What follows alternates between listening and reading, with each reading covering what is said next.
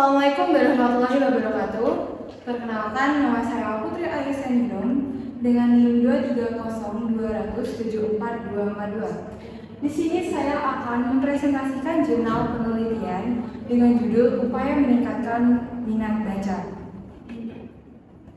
Baik, adapun materi pembahasan yang akan saya presentasikan kali ini memuat yang pertama adalah pendahuluan, rumusan masalah, tujuan, latar belakang, metodologi penelitian, pembahasan, dan yang terakhir adalah kesimpulan. Baik, memasuki bab yang pertama adalah pendahuluan. Seperti yang kita ketahui, budaya literasi di Indonesia, khususnya baca tulis, hal ini tentunya berperan penting bagi dalam kehidupan sehari-hari. Karena dalam kegiatan baca dan tulis ini tentunya ditinjau dalam keterampilan minimal yang kemudian akan dipraktikkan secara langsung dengan keterampilan berbicara. Kemudian ilmu pengetahuan ini adalah salah satu penunjang hasil dari aktivitas baca dan tulis. Literasi adalah kunci kemajuan suatu bangsa karena pengembangan ilmu pengetahuan dan teknologi diraih dengan kemampuan membaca yang tinggi dalam memahami dan mengolah informasi secara analitis, kritis, dan reflektif. Seperti yang kita ketahui bahwa di era modern sekarang, teknologi sudah canggih. Kita sebagai mahasiswa tentunya dapat mencari berbagai sumber informasi dengan halaman web yang relevan yang dapat dipercaya kebenarannya. Dengan kecanggihan teknologi di era globalisasi saat ini, kita sebagai generasi yang melek internet tentunya tidak akan kesusahan entah dalam mengerjakan suatu tugas, mencari informasi penting, penugasan dari dosen ataupun lain hal. Namun kita juga harus berhati-hati karena dengan adapun canggihnya perkembangan teknologi digitalisasi di era sekarang, ada dampak negatifnya. Kalau kita tidak berhati-hati saat kita mencari informasi dan kita menyampaikan ke orang lain, dan kita tidak mengetahui siapa penulis dari artikel itu, apakah dapat dipercaya kebenarannya, apakah artikel itu mengandung unsur yang palsu atau bohong.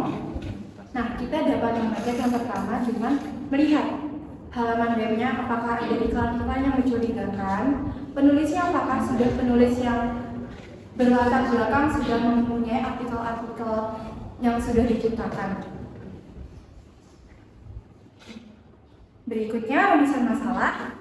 Di sini saya akan membahas bagaimana cara mengatasi rendahnya literasi di Indonesia.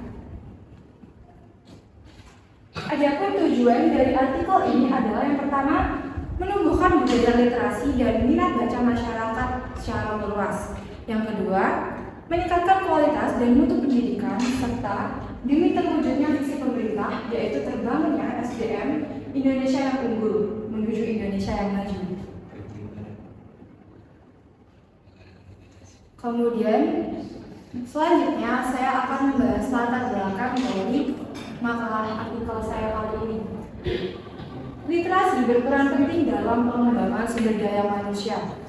Hari ini, namun minat baca di Indonesia masih rendah. Mengetahui rendahnya sumber daya manusia di bangsa kita Indonesia tentunya akan mempengaruhi angka tingkat bangsa Indonesia yang semakin tertinggal dengan negara-negara maju yang kian berkembang setiap tahunnya. Adapun faktor yang mempengaruhi rendahnya minat baca di Indonesia yang pertama adalah kualitas. Dalam konteks kali ini, kualitas yang dimaksud adalah kualitas dari buku itu sendiri. Nah, kan ada yang mengatakan ada kualitas, ada harga. Dan ini pada poin 1 dan poin 2 tentunya berkaitan. Kualitas dari buku. Banyaknya buku-buku di perpustakaan tentunya akan memadai mencakup seperti buku bahan pustaka mulai dari bacaan ringan hingga bacaan berat. Itu akan memudahkan kita sebagai remaja tentunya mahasiswa untuk mencari referensi buku. Namun karena kualitas buku itu sangat berpengaruh seperti secara tidak langsung kalau kita melihat Melihat buku dari sampul buku yang menarik, judul yang memprovokasi dan isi narasi yang secara instruktur, maka kita akan tertarik membahas buku itu atau membaca buku tersebut. Namun sebaliknya, jika kualitas dari buku itu buruk, itu dapat memicu daya tarik kita sendiri. Kita akan menganggap kesan dari buku itu akan membosankan. Dan itu juga salah satu pemicu rendahnya minat baca di Indonesia. Kemudian yang kedua ada harga. Tentunya buku yang berkualitas tidak mungkin berharga yang murah. Buku yang berkualitas tentunya memiliki harga jual yang mahal. Bahkan banyaknya individu-individu yang suka membaca buku, kalau mengetahui jika harga buku itu sendiri mahal, mereka yang tidak mampu membelinya, maka itu akan kesusahan sehingga menghambat mereka dalam pengembangan minat baca mereka itu sendiri. Namun hal ini bisa dapat diatasi dengan peminjaman di perpustakaan. Karena seperti yang kita tahu sendiri bahwa perpustakaan tentunya sudah menyediakan buku-buku yang sangat lengkap, mulai dari harga yang mahal, kualitas yang baik, buku-buku yang sudah tua, buku-buku sejarah. Nah, dengan adanya perpustakaan itu sendiri masih tidak bisa menjamin bahwa minat baca di Indonesia akan terus meningkat secara drastis. Mengapa demikian?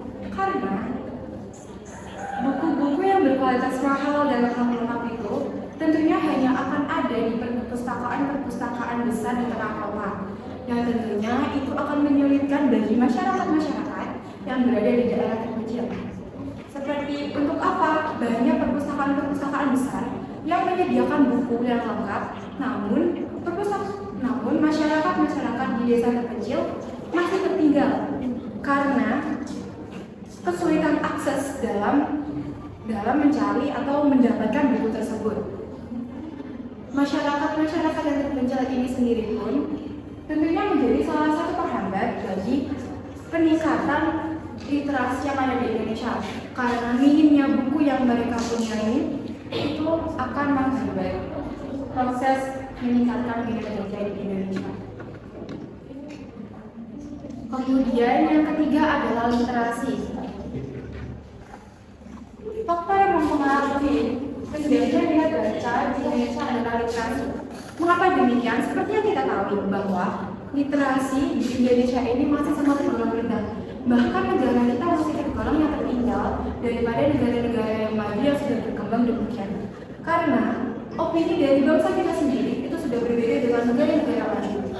Negara-negara maju, masyarakatnya membaca, melakukan literasi itu tidak hanya pada saat pendidikan formal saja, namun sudah menjadi budaya ataupun kebiasaan saat mereka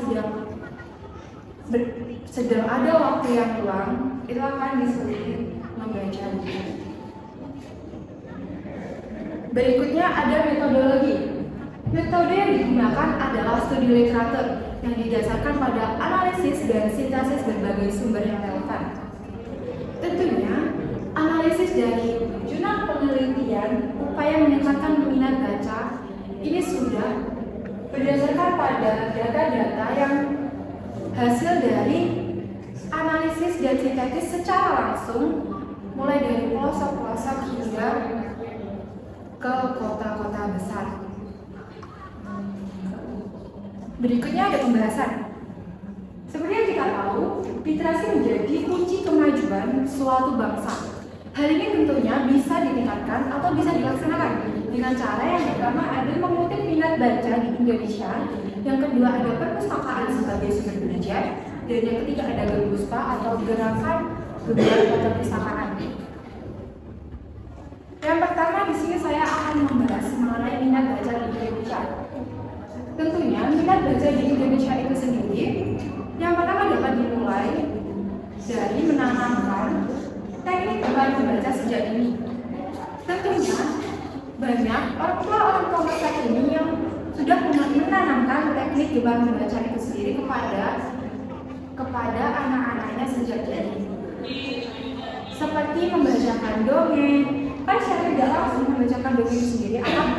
mempengaruhi tingkat pikir anaknya sehingga mereka akan tertarik untuk membaca suatu buku untuk mengetahui informasi-informasi itu sendiri. Yang kedua ada ciptakan lingkungan yang ramah buku. Nah, di sini bisa diatasi dengan menciptakan lingkungan yang ramah buku. Maksudnya seperti pembiasaan buku kepada anak, masyarakat, mahasiswa maupun remaja-remaja untuk tetap menjadikan buku sebagai acuan utama sebagai belajar mereka.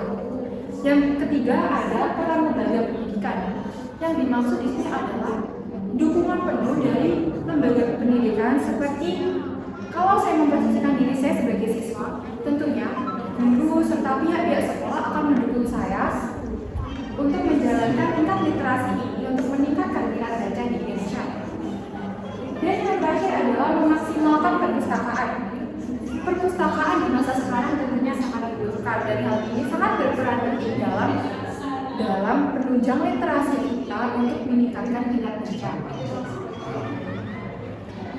Yang kedua adalah perpustakaan.